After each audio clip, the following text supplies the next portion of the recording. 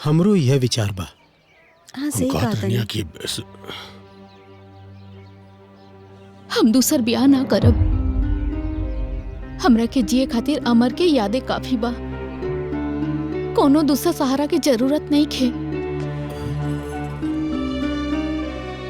जरूरत बा बेटा। याद के सहारे जिंदगी गुजारल जा सकेला, जियल ना जा सकेला। हम समझ गए नी माँ जी, हम समझ गए नी। रउआ पर भी हम बोझ लगा तनी। समाज नियन अब रउआ भी हमरा से दूर होके चाहता नी। अपना विधवा बहू से रउआ प्यार ना करे नी। हम समझ गए नी, समझ गए नी। ऐसा बात नहीं की बेटा, अब तो हम तोहरा से और ज्यादा प्यार करेनी। अपना अमर के हिस्सा के भी प्यार हम तोहरा के करे। ये कैसन प्यार है माँ जी, कैसन प्यार है। रवा ऊ लोग से हमरा के दूर करता नी जिकरा चेहरा में हम अमर के चेहरा देखे नी। ई घर के लोग, घर परिवार और अमर कोख में बचल अमर के आखिरी निशानी। एक खातिर हमरा के विदा ना करी माँ जी। भगवान जी तो हमरा से अमर छीन लेनी। हाँ, उनका याद हमरा से ना छीनी माँ जी, उनका याद हमरा से ना छीनी।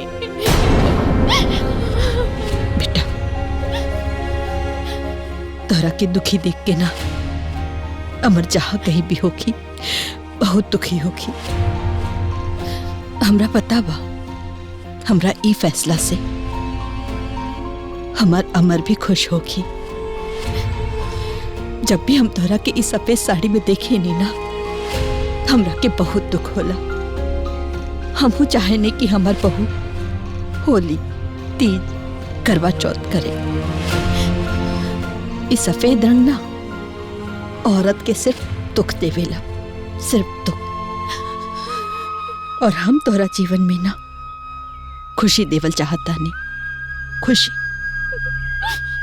समधन जी ठीक कहा तनी बिटिया। केहू तोरा के अपना से दूर नहीं करत। एक रिश्ता जुड़ला से दूसरा रिश्ता खत्म ना होखेला। वसुंधरा जी के फैसला से हम सहमत बानी।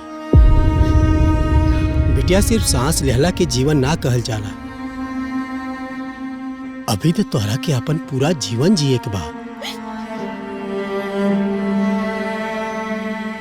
बेटा,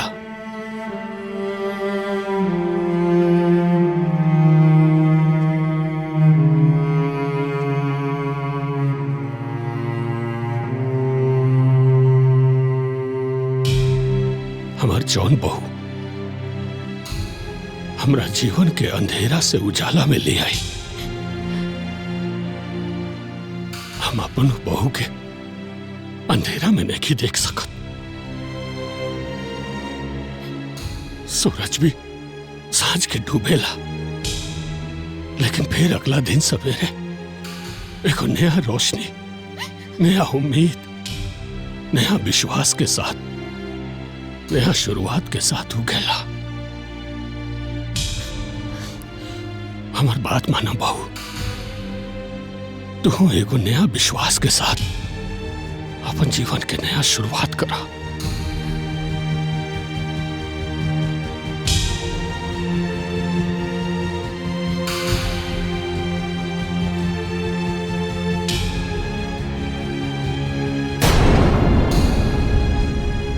हम सौगात के रूप में तारा से यह मांगता नहीं,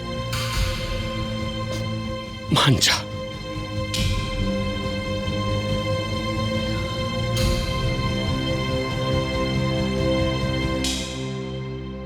वसुंधरा जी, लइका में सिर्फ एके कमी है कि लइका दुआह बा, बाकी धन संपत्ति के कोनो कमी नहीं खे। राउर बहू उहाँ रानी बन के रही। दुआ से का होला? घर परिवार अच्छा बा ना?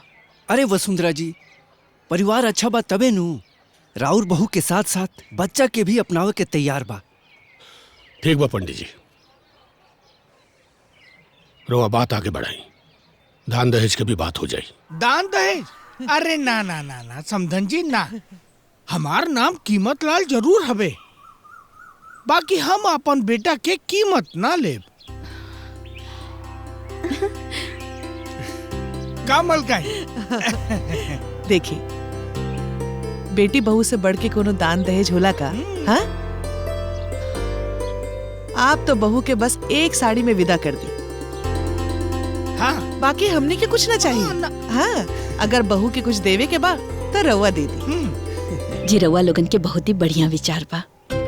पंडित जी, खरवास के बाद के कोनो शुभ दिन देख करके दिन तारीख तय कर दें। दिन तारीख तय हो जाए तो पंडित जी हमनी के भी जी बता। जी ठीक बा। ठीक बा। जी प्रणाम। आनंद रही। प्रणाम।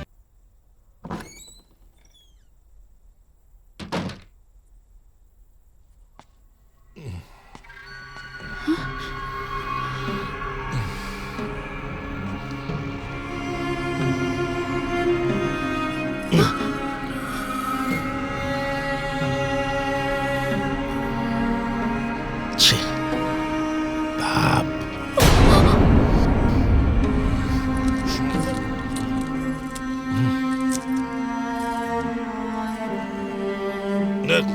अब दुनिया के काम छोड़ के साथ में गृह प्रवेश तक ना कहनी, रास्ता में उतर के दारू पिए लगनी।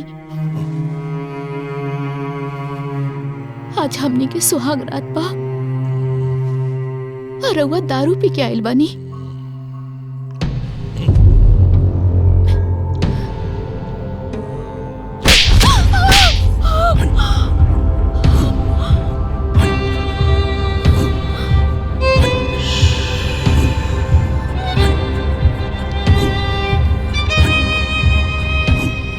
ब्याह कइल एक दिन ना भइल अभी, एक रात ना गुजरल अभी।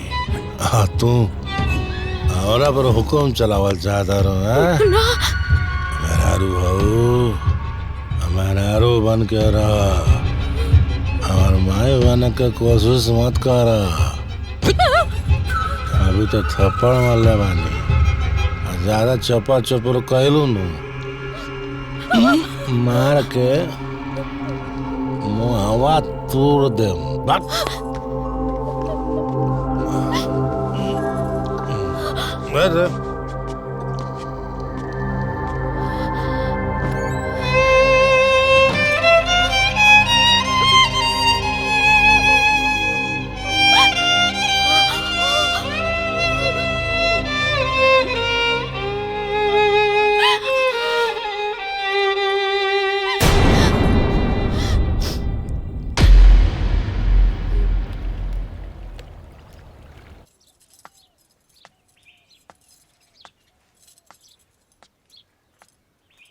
अरे रे बहू, ई का करे तारू? ला हमके दे दा।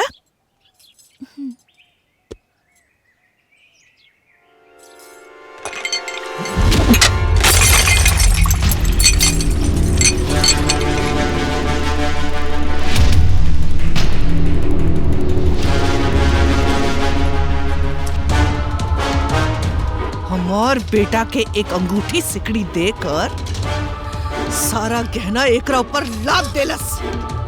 ए, घर में इतना गहना पहन के रखब ठीक ना होई। ला हमरा के उतार के दे, हम तिजोरी में रख देता नहीं। माँ जी, ये गहना तो हम अपन सूटकेस में भी तो रख सकीला ना। का? ये देखी जी, कैसन कैंची की तरह जुबान चलता। जुबान काट दे। ना दे हमरा के, दे। ना, गहना तो हम ना दे। अरे तू ना देबू ना तो हम खुद निकाल ले। हाँ, छोड़ी माँ जी।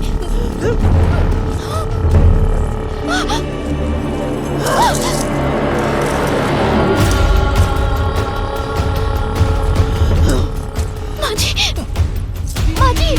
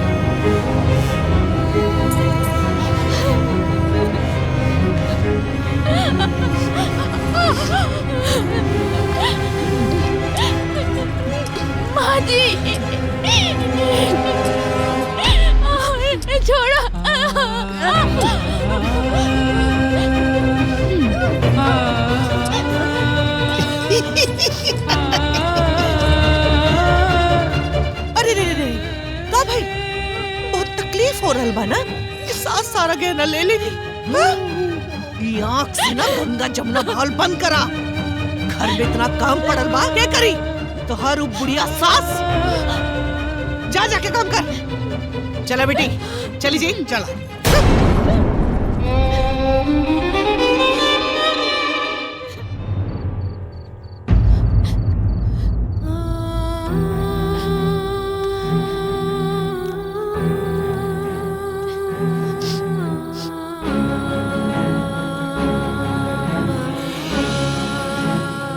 माँ जी,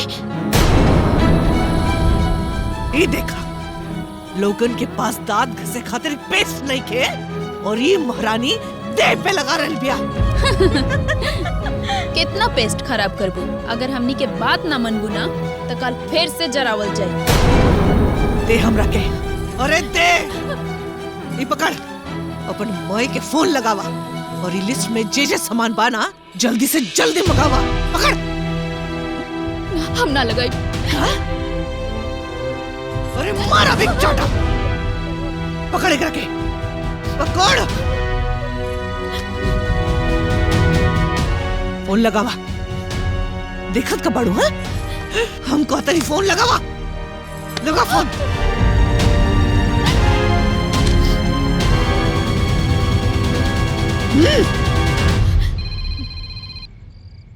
का बिटिया, तू तो अपना ससुराल जा करके अपना माई के भुलाइए गईलू।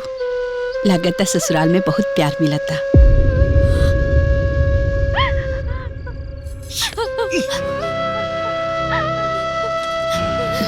ए बिटिया, तू रोवत काहे बाड़ू?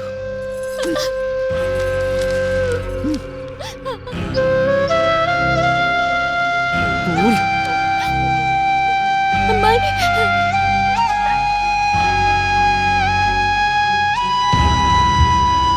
बोल।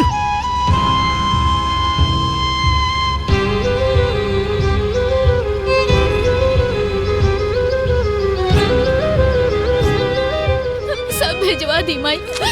बिटिया, तू रोवा मत। तोहरा खुशी से बढ़कर हमरा खातिर धन दौलत नहीं खे।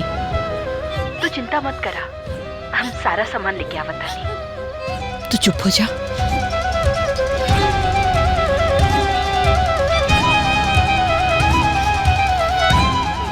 का भाई? अरे बोल। भेजवा तनी। हाँ। चल चल।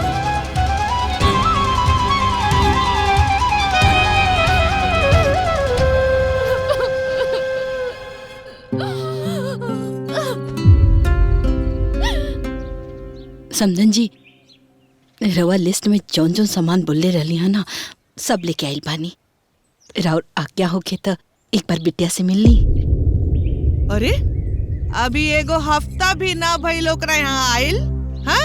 जैसन थोपड़ा रहे वैसे न बा। का करब मिलके? हैं?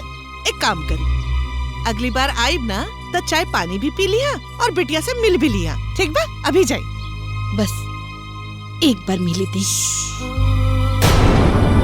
जाई।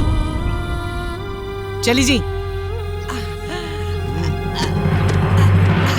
अरे संभाल के मलकाइन।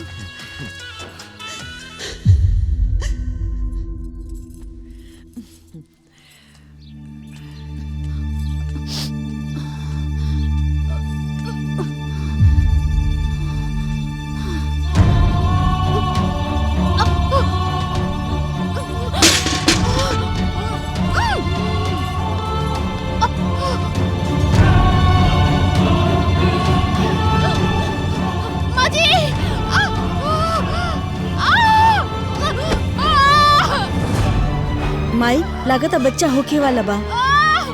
चल ना।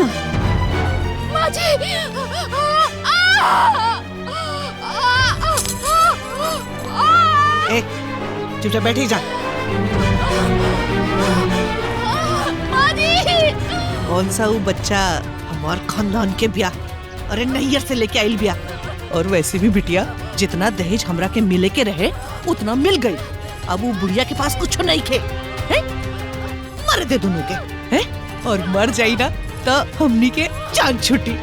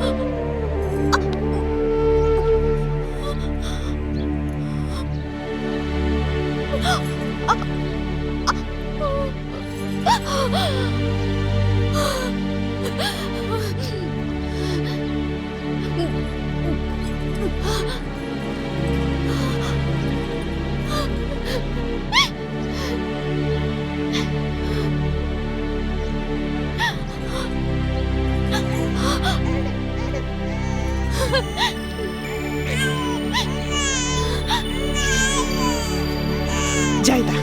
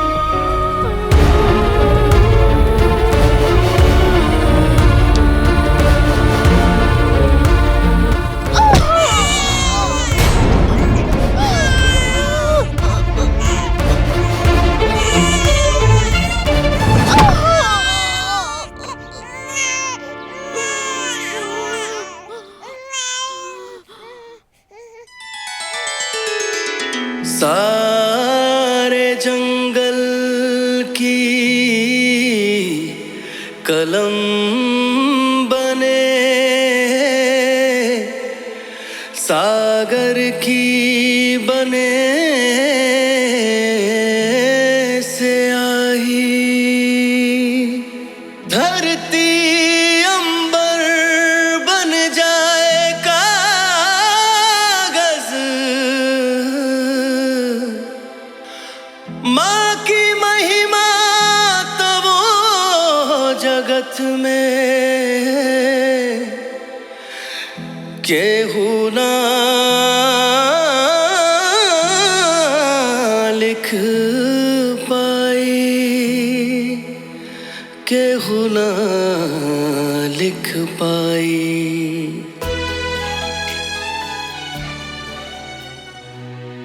प्रणाम समधन जी। हाँ समधन जी बोली। का खुशखबरी दी और का मुबारकबाद दी। बच्चा हो गई, रवा नानी बन गई नी। अच्छा। अरे हमार तो किस्मत फूट गई। एक तो करेला, ऊपर से नीम चढ़ी। अरे लड़की भइल बा लड़की, अब ओकर पालन पोषण पढ़ाई लिखाई शादी ब्याह के सारा खर्चा हमार कपारे पे आ गई बा। और सुनी, नातिन के देखे आई, और हाँ खाली हाथ मत आई। हाँ 5 किलो गुड़, 2 किलो घी, और हाँ 2 किलो काजू किशमिश बादाम सब लेके आई। हाँ और हाँ खिलौना भी लेके आई। हाँ और कपड़ा लत्ता भी लेके आई। हाँ रवा के नातिन भइल ना। रवा बिल्कुल चिंता मत करी, हम सब कुछ ले ले आई।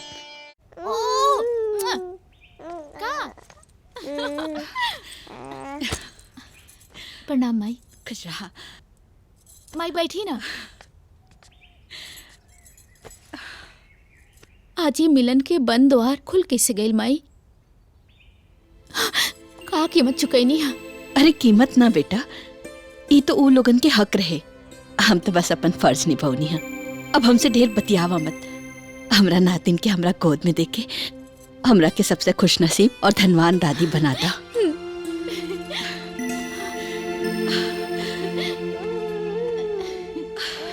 अरे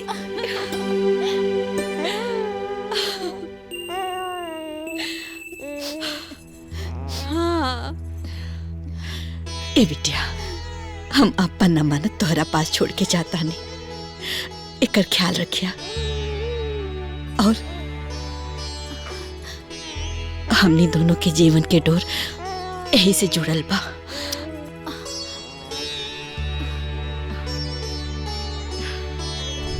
अरे हमार तो किस्मतें फूट गई। पता ना कौन सा मनहूस घड़ी में अपन चांद जैसन बेटा की शादी एकरा से कर देनी। अब देखी लड़की भइलू भी गूंगी, अब दान दहेज के का होई? रवा तो अपना सर की मुसीबत हमरा ऊपर डाल देनी और खुद फ्री हो गई नहीं।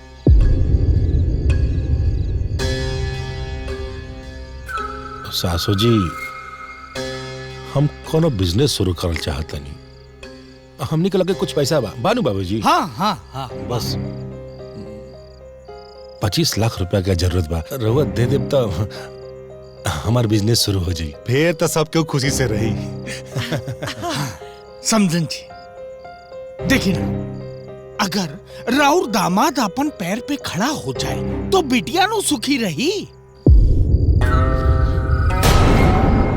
अब बेटी के खुशी के खातिर इतना तो करे के पड़ी। बिल्कुल सही कहा तने। समधी जी, रउआ हमरा के 10 दिन के समय दी, हम 25 लाख के इंतजाम कर ले।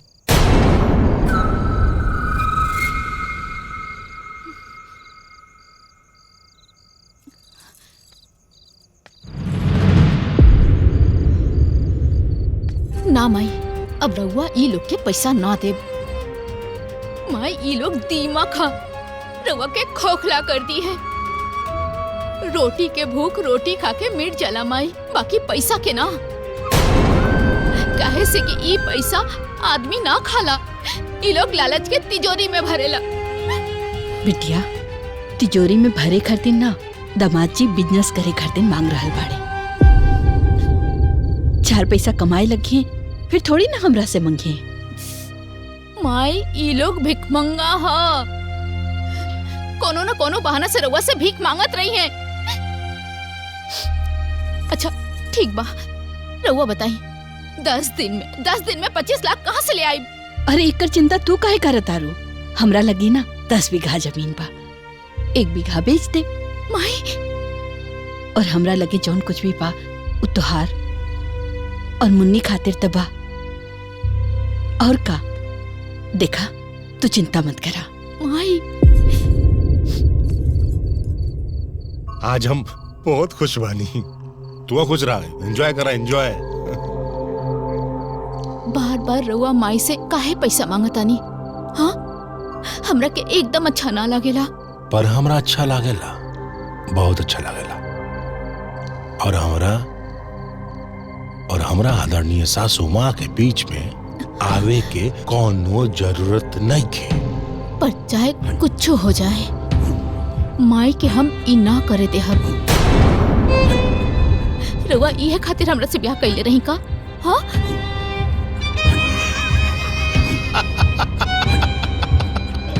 ई बा तो सब बा। और हाँ, हमरा सासू माँ से हमरा बारे में कुछ भी उल्टा पुल्टा बोले के कोशिश कइले तो हमरा से बुरा केहू ना होई। समझ ले, हैं?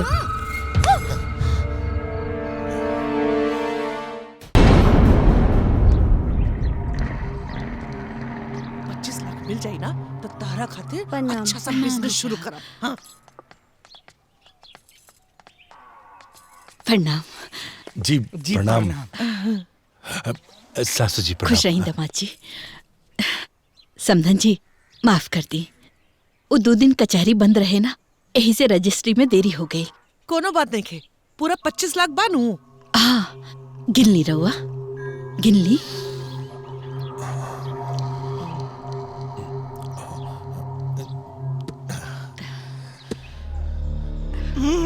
हाँ।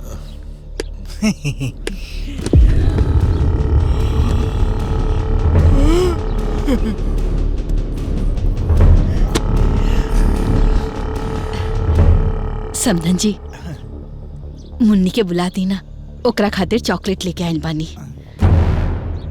चॉकलेट खिलावे खातिर अपन नातिन के ढूंढे के पड़ी। कहे कि तहर कल मुही बहू कल राते अपन यार के साथ मुन्नी के लेके भाग गई। समधन जी, ई का बकवास करता नहीं रहुआ। अरे बकवास ना, सच्चाई है समधन जी। गांव ज्वार में हमनी के मुंह दिखाए लायक ना रहनी जा।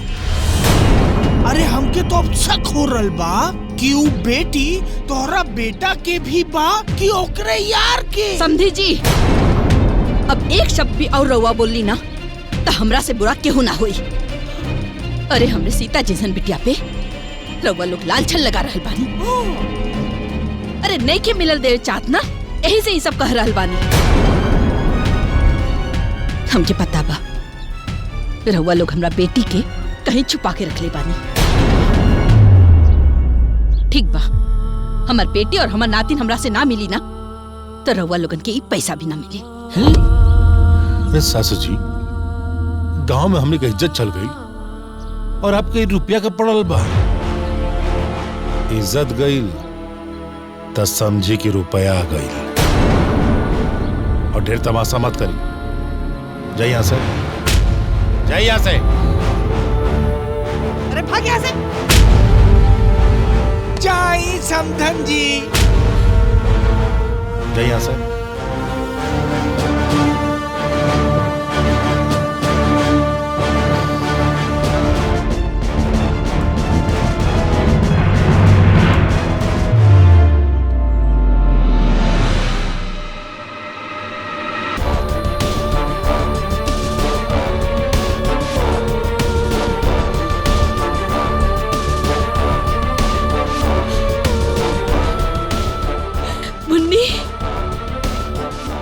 मुन्नी, तार मम्मी कहाँ बा बेटा? हाँ, तार मम्मी कहाँ बा? हाँ, बोला बोला बेटा।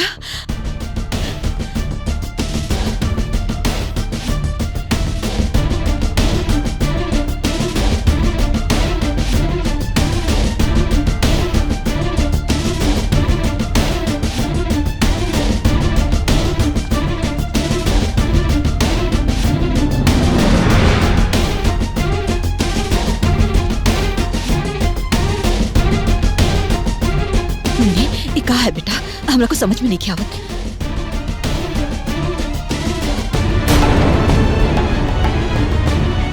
मुन्नी, हमरा को समझ में नहीं आवत। तू का कहल चाहता रू?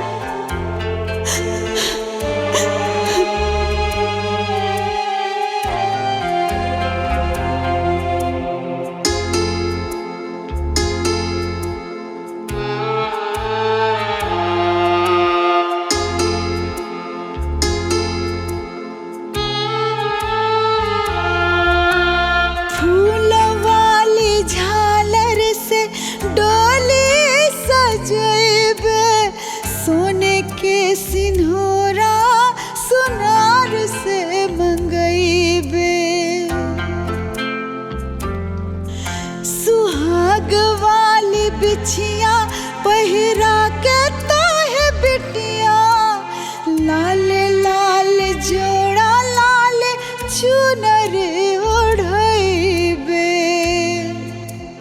मन से न होखबू, मन से न होखबू, तू कबहू पराई।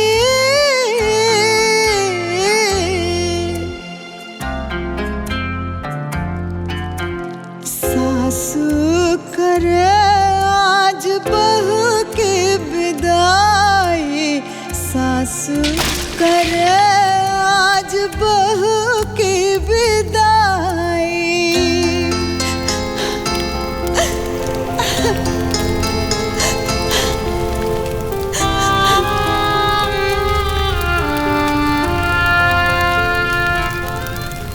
गलती हो गई, हमरा से बहुत बड़ गलती हो गई। मीरा हमरा के मना कैलस, बकिर हम ना मन ली। उ लोगन के लालच के भूख रुपया से भरे के बजाय काश अपना बेटी के अपना पास बुला लेती तो आज ये वक्त आंसू बहावे के नहीं के, वो पापियन के खून बहावे के बा। हम अपन आंसू अपना आंख में रोक ले बानी। जौना दीने हम पापियन के खून बहाए, वो दीने अपना आंसू से अपन बहू मीरा के श्रद्धांजलि दे। जौन मीरा के चलते हम कुल्हाड़ी के त्याग कैले रानी। अब समय आ गई बा कि वह मीरा के चलते अब कुल्हाड़ी उठावे के पड़ी।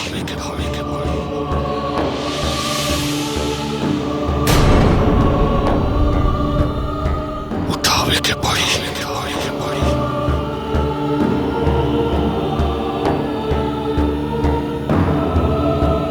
आंसू पूछ ला।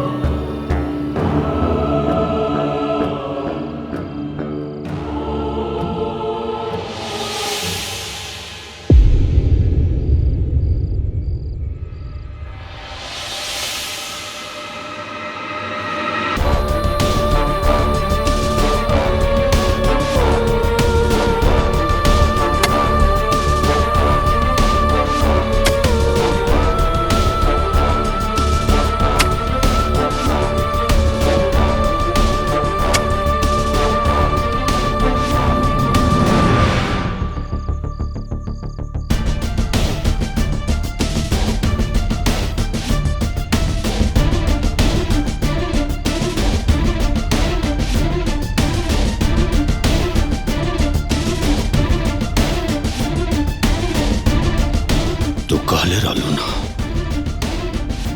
गिराव काम सही बा, लेकिन तरीका गलत बा। लेकिन अब काम भी गलत हुई और तरीका भी गलत है। का करबू ए बहिन, नदी नाला के पानी सूख जाला लेकिन बेटा के वियोग के आंसू ना सुखाला। का करबू? अब का करबू चाची, तोहार पतोहू के गोड़े नीक ना रहे। अभी पतोहू के आए हफ्ता भर भी ना भइल, तोहार जवान बेटा के खा गइलो। सही कहा तारू दीदी, इतना मुश्किल से बियाह भइल, साल भर बाद गौना भइल और गौना होते ही सब उजड़ गई। आपके एक्के गो आँख के तारा रहे उहो भगवान से ना सहाइल। एमे भगवान के काहे दोष दे तड़ू बहिन? कुल उहे करमजली के फूटल किस्मत से भइल बा। भगवान ऐसन मनुष्य पतो केहू के ना दे।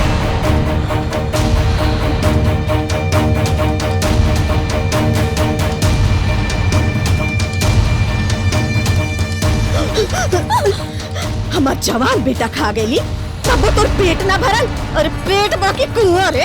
हाँ, मनहूस कहीं के मरियो नहीं खे जात, पता ना और केकरा केकरा के खाई।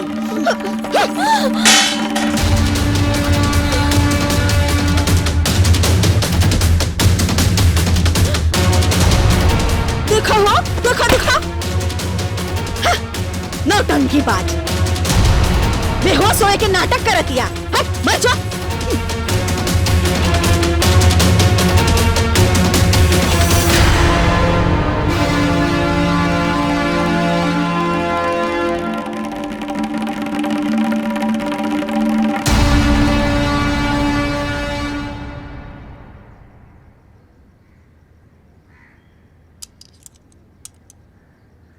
मुबारक हो सावित्री जी, आपकी बहू माँ बनने वाली है।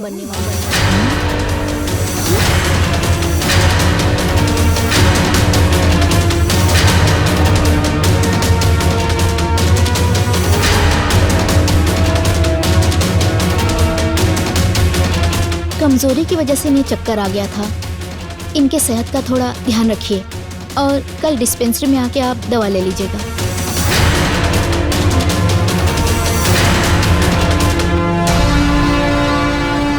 अरे बाप रे बाप, दादा हो दादा, अरे मनुष्यत के साथे साथ बच्चा लो बिया हो। पता न के कर बाप अपन नैहर से लेके हमरे घरे आइल बिया।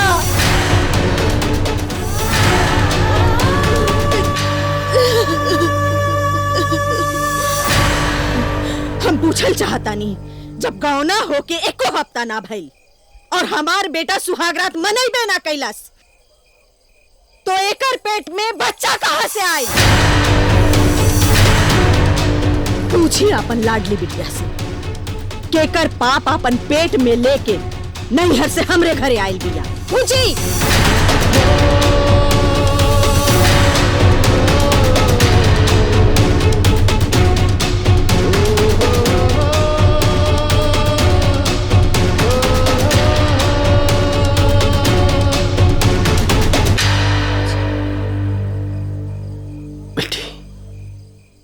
ये हम का सुन रहल बानी, सच्चाई का बा बेटा? हमार क्रिया बेटा, झूठ मत बोलिए, सच सच बताओ का बात बा। बाबूजी, हम सच कहा था नहीं, हम कोनो पाप नहीं की कही। शादी के बाद ये हमरा से चुप चुप के मिले आवत रहले।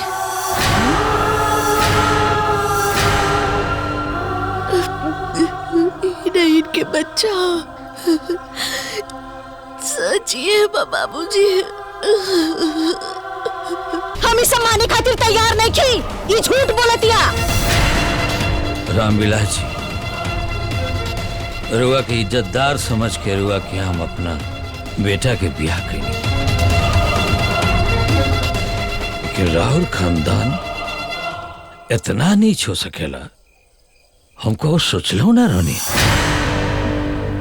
देखिए भाई साहब, हम राउर हाथ जोड़तानी, गोड़ पड़तानी, ले जाइए अपन बेटी के। हम अपन जवान बेटा खो चुकल बानी, अब हम अपन इज्जत खोए खातिर तैयार नहीं की। ले जाइए बच्चलन के। बस सावित्री जी, बस। हमार बेटी के रहुआ बच्चलन नहीं की कह सकत। राहुल हर बात मान सकता नहीं, लेकिन ये बात हम कब नहीं मान सकत कि हमारी बेटी बच्चलन भी है। हमारी बेटी के चरित्र में कौन दाग बा? और हमारी बेटी भगवान से एक बार झूठ कसम खा सकेले, लेकिन हमार ना। हमारी बेटी के नाम ऐसे ही ना, एक जैसा चरित्र भी एक पवित्र।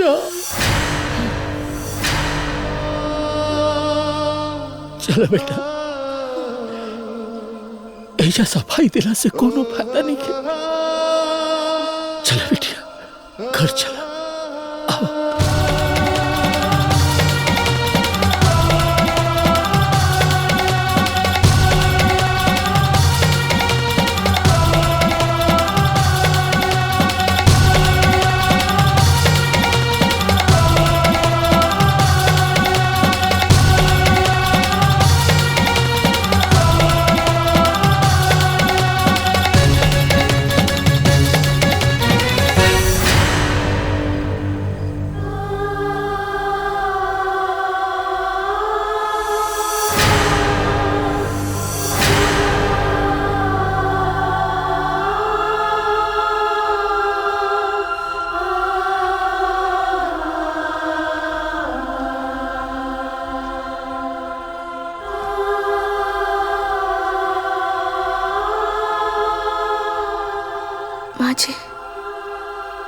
जैसे सीता जी अपन अयोध्या छोड़ के वनवास गए रहली ना, वही से हम अपन अयोध्या छोड़ के वनवास जा रहल बानी। बाकी हमार वनवास पूरा हुई कैसे कि हमार सच्चाई या तो हम जाना तानी या तो ऊपर वाला महादेव। बाकी हम लौट के जरूर आएंगे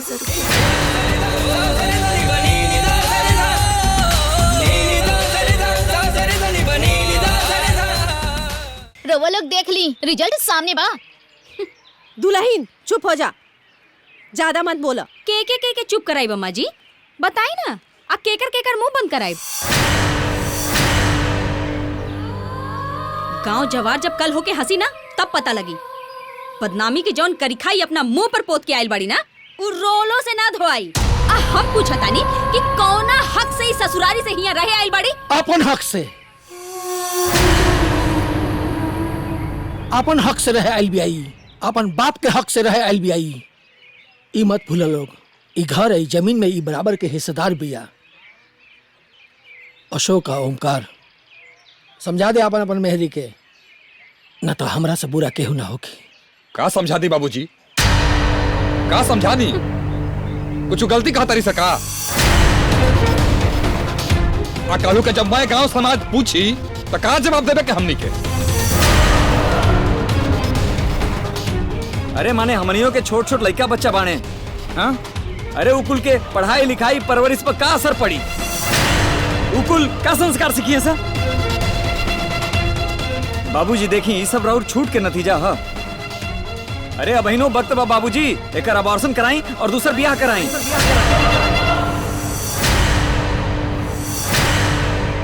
रुआ जगहसाई से बच जाए, बुझाइल नू?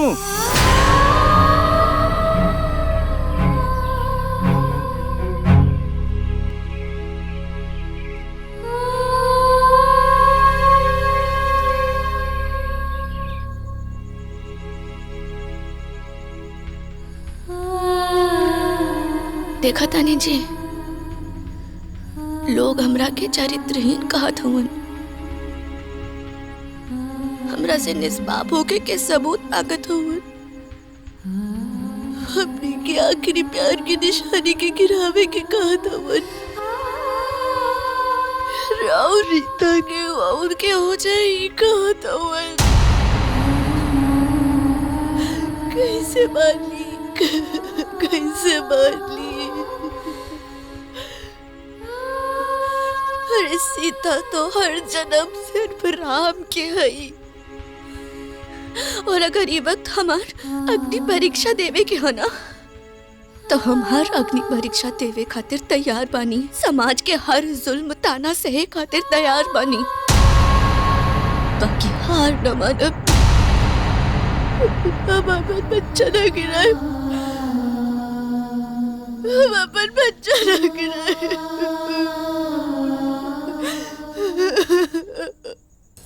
ए अंजना, अब कौनो भी महीना में कुलछनी के बच्चा हो सकेला।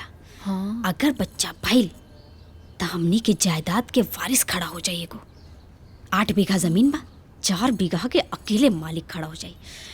मतलब कि हमनी के लड़का के बस 2-2 बीघा जमीन हमनी के कुछो करे के पड़ी। काहे ना हिस्सेदार के धरती पर रहला से पहले पेटी में साफ कर दिल जाओ। वो कैसे? देख, डेली जूठा खाना खैला के बाद उ छतवा पर टहले जाले। हाँ। मौका देख के हमनी दोनों जना जाके ओकरा के छत पर से धक्का दे दिल जाओ। केहू के शक भी ना हुई, सबके हाथ सा लगी। माई बच्चा दोनों साफ। हाँ सही।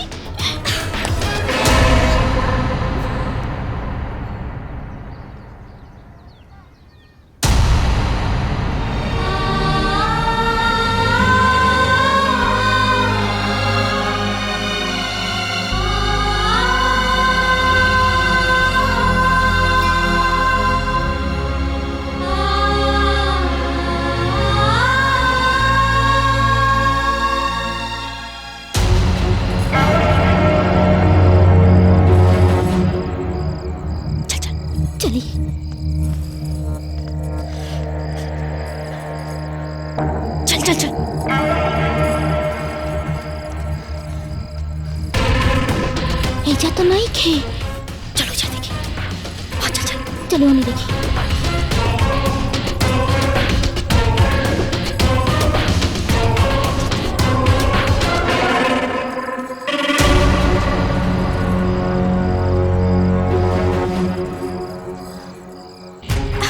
अरे चुनमुन के पापा, अरे मुन्नी के पापा, अरे चुनमुन के पापा, अरे देखी जल्दी आई। कहाँ बानी? अरे आवाज तानी भाई का हो गइल? काहे आधी रात के चिल्लात बड़ा? अरे अम्मा जी, राउर लाडली बिटिया घर में दिखाई नहीं के देत। लागता घर छोड़ के भाग गई। एगो और कलंक लग गइल माथे पर हमनी के। रोज के खिटखिट से परेशान हो गई है हमार बेटी। खून के खूट पे किचियत रहे। अशोक ओमकार खड़ा खड़ा मुंह का देखत बड़ा? जल्दी से गाड़ी निकाला और रीता के ढूंढ के लिया आवा। कहाँ ढूंढी जा? हाँ, बदनामी की कलंक कोनो जरूरत नहीं के ढूंढे के। खुदे भाग के गइल बिया ना, खुदे वापस आई। हम तो जाता नहीं सुते। तो हम लोग जा लो, तो हम लोग जाके चुपचाप सुता जा। कहाँ खड़ा लोगे जा? हाँ जा जा चलो। हाँ चला लो।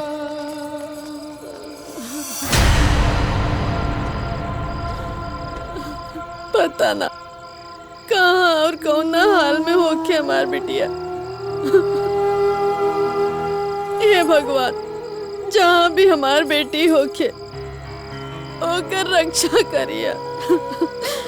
ए जी चली ना अपन बिटिया के ढूंढ के ले आवल जाए। चली ना।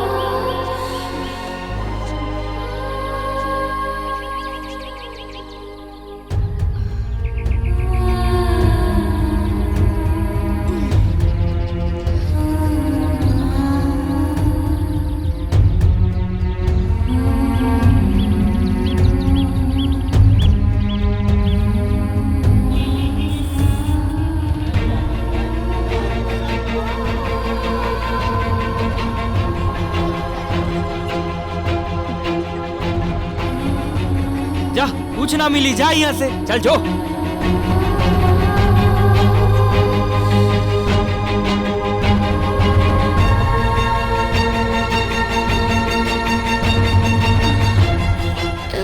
भूख लग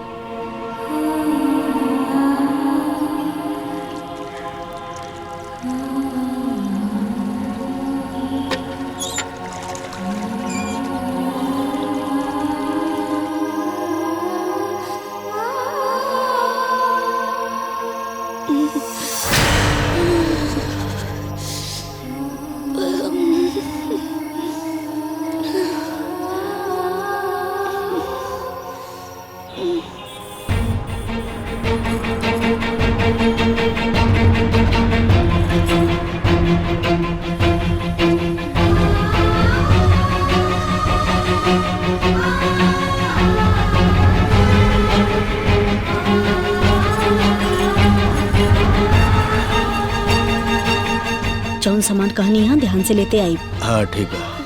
हाँ चाची का चाची कुछ खाना अभी कुल लेका खाइबे न कैले हम तो के खाए के दी, फिर काबू की पहने के दाव हम कहाँ से दे? जा यहाँ से जा।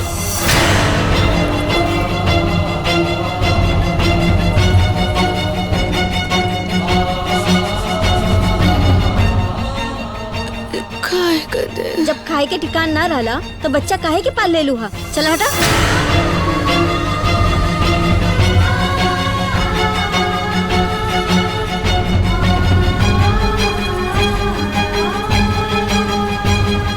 खाना तो हम तोके दे दे, बाकी एकरे बदले तोके काम करे के पड़ी। हाँ कह देम।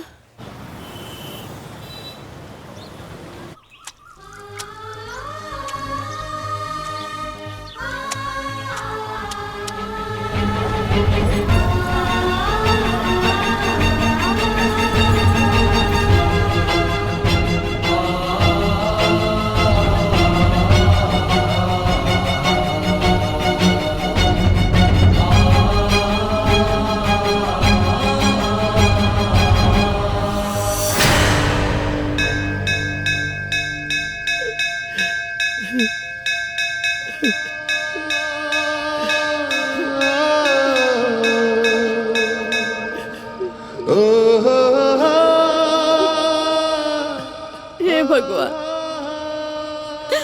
तू तर त्रिकालदर्शी बाड़ा, त्रिनेत्रधारी बाड़ा। तोरा के तो सब पता बा कि हमार बिटिया कहाँ और कौने हाल में बा।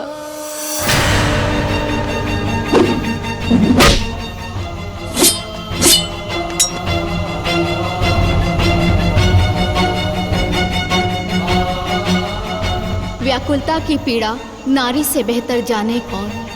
द्वंद छिड़ा है मन के भीतर, अधरों पर है धारण मौन। कब तक जगत में होगा तुलसी नारी का उपहास? कब तक अग्नि परीक्षा होगी? कब तक होगा नारी का वनवास?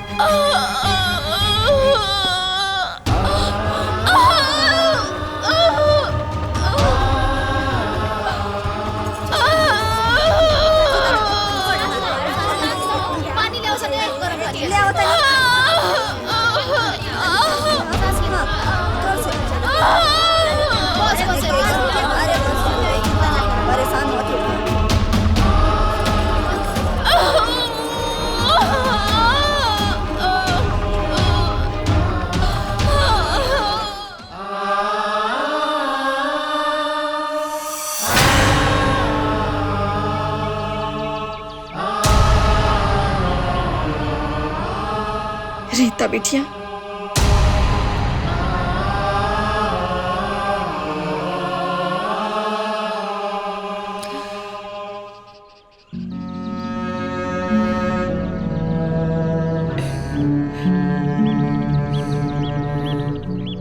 नाती के नानी के ना दिखाइबू। बिटिया घरे चला, नाती भइल बा ना, हम सोहर गवाई है ना।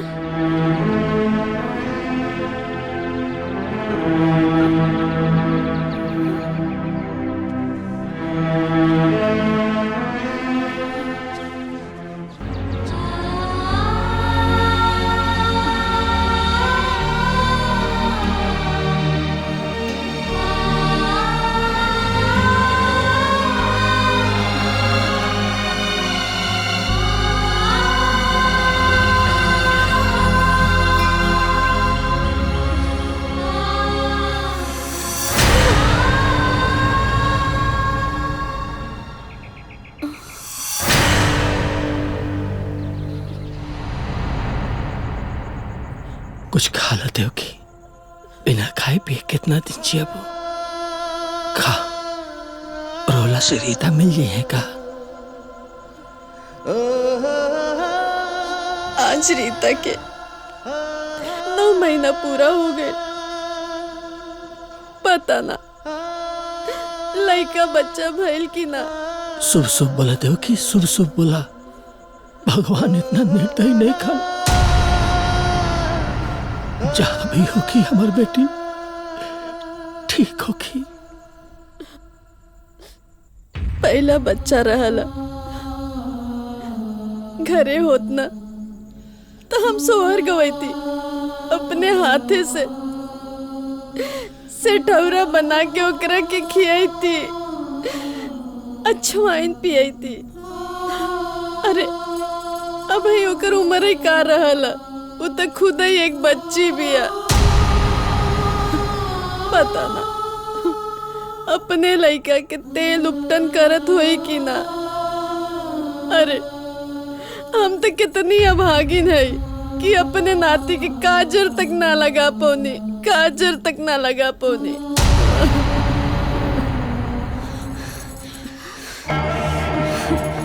काजर लगावे खातिर रोवत है और मुंह पर जौन करिखा पोताइल है ओकर कोनो लाजे नहीं खे, मरियो नहीं खे जाती बुढ़िया।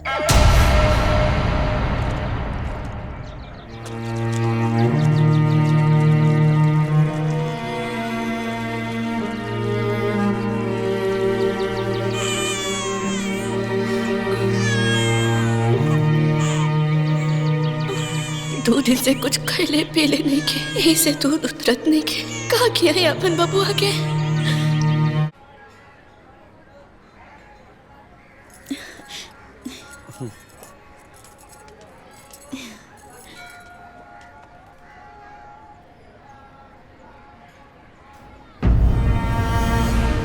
खीरदा हाँ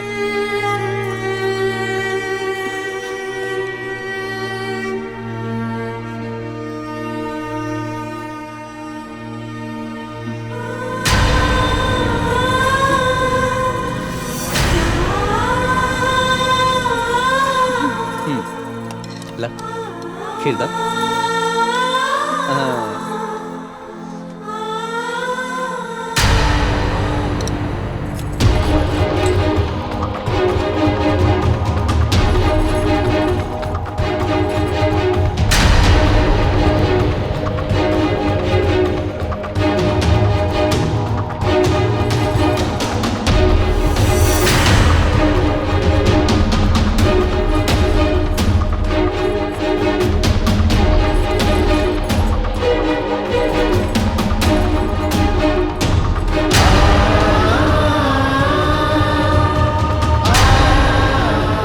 रीता तू?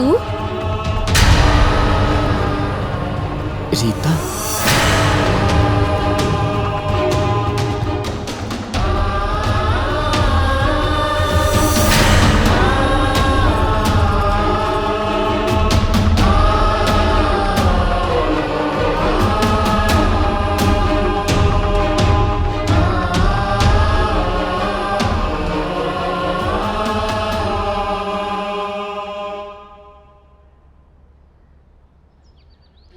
इतना कुछ हो गई तू हमरा के एक फोन करके ना बतैलू। अब तू कहीं न जाइबू और इहे रहबू हमरा साथे और अपना बच्चा के परवरिश करबू। आज से ही घर हमार ही ना बल्कि तुहार भी बा। तू हमार सहेली हो, हम तो के अपन बहन से भी ज्यादा माने ली। बाकी हम रउआ लोगन पे बोझ बन के नहीं रह सकत। हमार बदकिस्मती से आपन किस्मत मत छोड़ा। एमे बोझ की कौन बात बा? तू पढ़ल लिखल बाड़ू, हम अपना ऑफिस में तार नौकरी लगवा दे। अपना दम पे कमाई है, अपना दम पे खाई। हाँ रीता, ई कोनो उपकार ना, आपन दोस्ती के फर्ज निभावतानी। सच कह रहलू, खून के रिश्ता से ज्यादा दोस्ती के रिश्ता हो खेला, दोस्ती के रिश्ता हो खेला। रीता, ये दुनिया में सबसे बड़ा योद्धा होली एगो माँ। अपन आंसू गिरा के अपना हौसला के कमजोर मत करो। अपना बच्चा के अच्छा भविष्य, अच्छा परवरिश के बारे में सोचा।